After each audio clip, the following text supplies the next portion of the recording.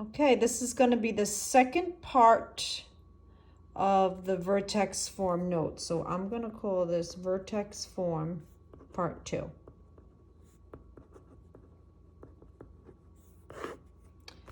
I'm going to go over 2 questions and then I'll have you try some. So let's take a look at, well, the directions will say, I'll repeat them. It's the same as the last set of notes. Find the vertex. This time I'll say make a table.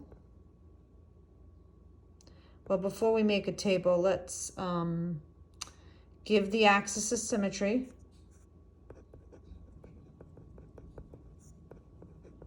The AOS. We'll put here AOS. So find the vertex, give the axis of symmetry, give the direction of the graph,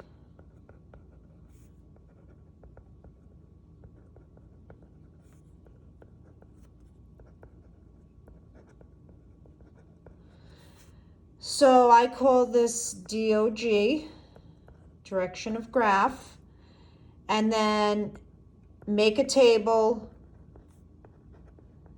and then the last step would be to graph. So I'm going to have you do 4 things. Find the vertex, give the axis of symmetry, give the direction of the graph, give the table, and then you're going to graph it. All right, we're going to do 2 of these. So let's take a look at number 1. I've got y is equal to -2, and then times the quantity x plus 3 squared minus 4. Okay, remember the vertex form, I'll put it right up here.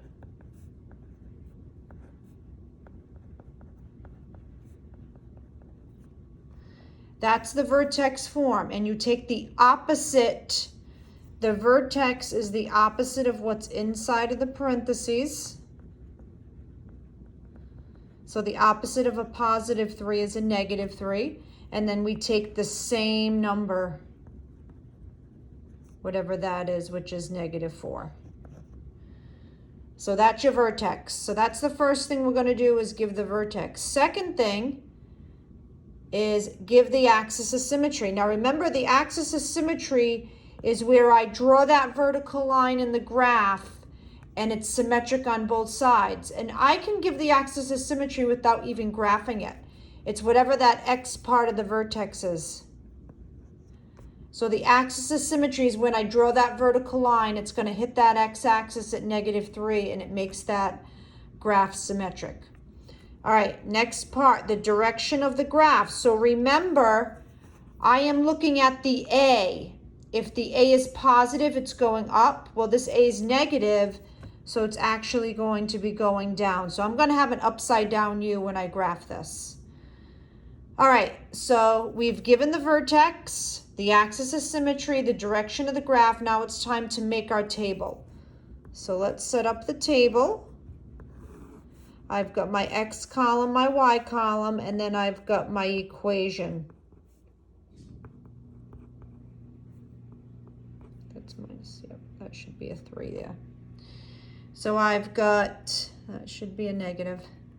Y is equal to -2 times the quantity x plus 3 squared minus 4. All right, let's go to this -3. I need 2 numbers that come before -3, 2 numbers that come after -3. So the 2 numbers that come before -3 are -5 and -4. And then the 2 numbers that come after are -2 and -1. So those are the numbers that are going to go in my table. So let's put that in, -5, -4, -2, and -1. Remember, I am not looking for the zeros. Not for this one. You're only looking for the zeros when they're asking for the solution. All right, let's substitute in. -5 plus 3 is -2. -2 squared is 4. 4 times -2 is -8. -8 Okay, so we're gonna, negative 8 minus 4 is negative 12. So that's a pretty large x value. We're gonna have to make our graph more negative in the y than positive. Okay, let's substitute in negative 4. Negative 4 plus 3 is negative 1. Negative 1 squared is 1. 1 times negative 2 is negative 2. Negative 2 minus 4 is negative 8. Now, if I stick with this pattern, this should be negative 8 and this should be negative 12. Let's see. Negative 2 plus 3 is 1. 1 squared is 1. 1 times negative 2 is negative 2. Negative 2 minus 4 is negative 8. Let's substitute in negative 1. Negative 1 plus 3 is 2. 2 squared is 4. 4 times negative 2 is negative 8. Do all that math. Here's what I got. So my x values repeat. That's exactly what I want. Okay, let's graph it. So I'm going to make my graph like this, because I'm going to need 1, 2, 3, 4, 5, 6, 7, 8, 9, 10, 11, 12. I'm just hitting it. And then these are all negative. 1, 2, 3, 4, 5. So I'm going to graph this first. I'm going to graph negative 3, negative 4. 1, 2, 3, 1, 2, 3, 4. And then now I'm going to start graphing these. So negative 5, negative 12, which is way at the bottom. Negative 4, negative 8. So this is 4, 5, 6, 7, 8. And then I've got 2, negative 8. And then negative 1, negative 12. Now it looks like a V, but it's really a U. You have to make sure it's a U. So I kind of had to curve this a little bit. It can't be a V, it's a U. And because I'm drawing this freehand, it's a little bit off, but that's okay. All right, now I've said the direction of the graph is down, and it is. Now, if you've put down and your graph is going up, you've done something wrong. Vice versa. If I have up and it's going down, I've done something wrong. So you got to make sure you check your work. So we've given the vertex, the axis of symmetry, the direction of the graph, the table, and then the graph. All right, let's try one more. So number 2, I've got y is equal to negative x squared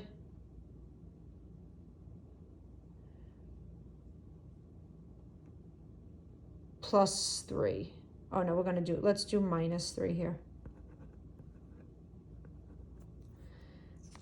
X squared minus 3. No, to be honest, let's make it a plus. We'll make it a little bit easier. Negative x squared plus 3. Now, if you notice for this particular problem, there's no parentheses. This is actually still in vertex form. If you notice, there's a quadratic term and a constant, but there's no linear term. That means there's no parentheses, and I can still find my vertex. This is the same. If there's no parentheses, what do we think the x part of the vertex is? If someone said 0, you're correct. So if there's no parentheses, that means that x value is a 0. All right, now let's do the AOS, the axis of symmetry. Well, it's the x coordinate of the vertex. That's easy, it's 0. The direction of the graph. Now, since there's no parentheses, I am looking in front of the x squared. It's a negative. That means it's going to be going down. So if there's no parentheses, you are looking right in front of that quadratic term, that x squared term. If it's a positive, it's opening up. If it's a negative, it's opening down. All right, let's get these values. I'm going to do negative 2, negative 1, and then 1 and 2. 2 numbers before 0, 2 numbers after 0. All right, let's set up our table. I've got my x column, my y column. Here's my equation. So I'm going to have negative 2, negative 1, 1, and 2. All right, now be careful. This is really a negative 1 in front of that x squared. So I'm going to take negative 2 and substitute in. Negative 2 times a negative 2 is a positive 4. 4 times negative 1 is a negative 4. Negative 4 plus 3 is a negative 1. Now I'm going to take negative 1, substitute it in for x. Negative 1 times negative 1 is a positive 1. 1 times negative 1 is a negative 1. Negative 1 plus 3, that's giving us 2. Now let's substitute in 1. 1 squared is 1. 1 times negative 1 is negative 1. Negative 1 plus 3, that's giving us 2. And then let's substitute in that last number. 2 squared is, we'll substitute it in here. 2 squared is 4. 4 times negative 1 is negative 4. Negative 4 plus 3, that's giving us a negative 1. And if I take a look here, these numbers repeat. That's exactly what I want. I'm not looking for the 0. You're only looking for the 0 when you're solving. All right, so we've given the vertex, the axis of symmetry, the direction of the graph, the table. Last step is to graph it. All right, let's see what we got here. Let's, we can probably go about 4 units in each direction. I'm going to go 4 up, 4 down, 4 to the left, 4 to the right. Let's graph this vertex. 0, 3. Now I'm going to start plotting this. Negative 2, negative 1. So negative 2, negative 1. I've got negative 1, 2. I've got 1, 2, and then I've got negative 2, positive 2, negative 1. Remember, this is a U-shaped graph. So I've labeled my vertex. Now I've looked at the direction of the graph. I've labeled it down, and my graph is opening down. So that's exactly what I need. So I've got my vertex, the axis of symmetry. Remember, the axis of symmetry is whatever the x coordinate is. The direction of the graph, because of this negative, it's going down. I've got my table. I picked the 2 values before the x coordinate, which is negative 2, negative 1. 2 numbers after that x coordinate, which is 1 and 2, and then I graphed it. These 4 points, and then the vertex. Okay, let's try some.